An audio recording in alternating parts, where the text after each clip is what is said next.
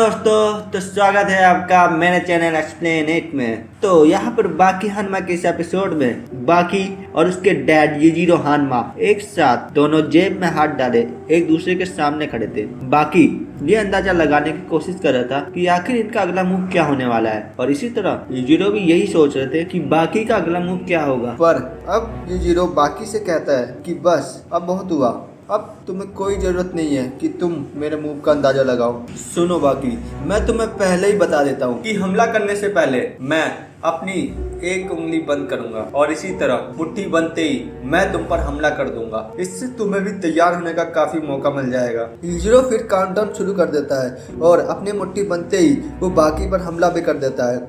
बाकी इससे बचने के लिए नीचे झुक जाता है और युजिरो के जबड़े पर हमला कर उसे नीचे गिरा देता है और फिर उसका हाथ पकड़कर उसे लॉक कर देता है। अब युजिरो इस पोजीशन पर था कि वो हिल भी नहीं पा रहा था। युजिरो अब हिल भी नहीं पा रहा था। बाकी को लगा कि अब वो सफल हो चुका है। उसने अपने डैड को नीचे जमीन पर पटक दिया है और उन्हें जकड़ रखा है। अब बाकी युजिरो को ताने देने लगता है कि डैड आप मुझसे इतनी जल्दी हार मान गए।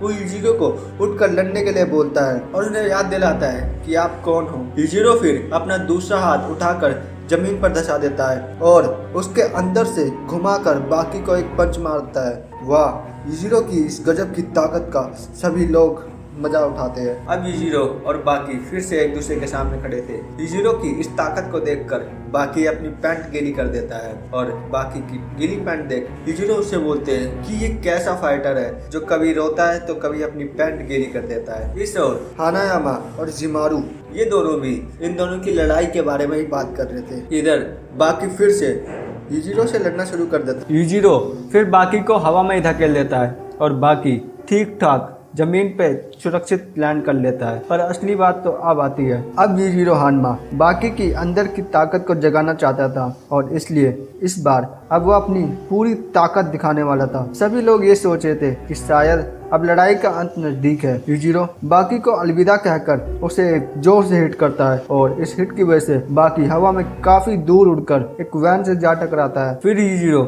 एक पंच मारकर वैन को भी तोड़ देता है। ये दृश्य काफी भयानक था। इसे देखकर टोपोगावा ये सोचता है कि कहीं युजिरो अपने बेटे को मार ही न डाले। सबकी नजर बाकी पर टिकी हुई थी और ये नजारा काफी इंटेंस था। युजिरो फिर एक पंच मारकर बाकी की धज्जियां उड़ा देता है, साथ ही वैन के भी दो टुकड़े कर देता है। जमीन पर फटी हालत में बाकी मन ही मन ये सोच रहा होता है कि अपनी पूरी ताकत लगाने के बावजूद भी मैं इन्हें क्यों नहीं हरा पा रहा। मैंने अपनी पूरी टेक्निक और अपने सारे पैतरे लगा दिए, उसके बाद भी कोई फायदा नहीं हुआ। बाकी अब घुटने पर बैठा हुआ था और युजिरो उसके सामने आते हैं। युजिरो उससे पूछते हैं कि क्या तुम अभी भी लड़ना चाहोगे। तभी उनके सामने प्लेटफॉर्म में एक आदमी आता है जो कि युजिरो हानमा होते हैं। दरअसल युजिरो हानमा के डैड होते हैं। इन्हें देखकर युजिरो की आंखें फटी की फटी रह जाती है। वे बाकी के दादाजी थे। बाकी के दादाजी बाकी को कहते हैं कि बेटा तुम अपने बाप से जीत सकते हो,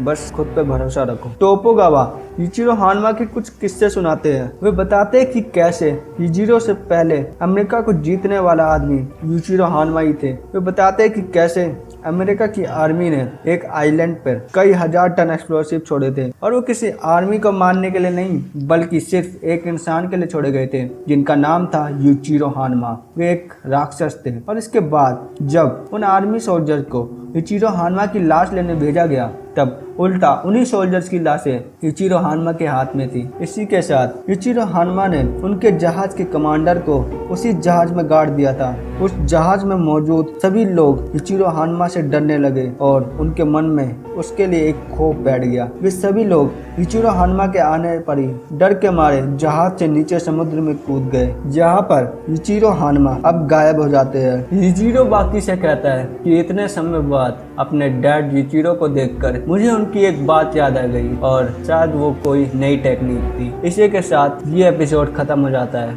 thanks for watching. Bye bye दोस्तों।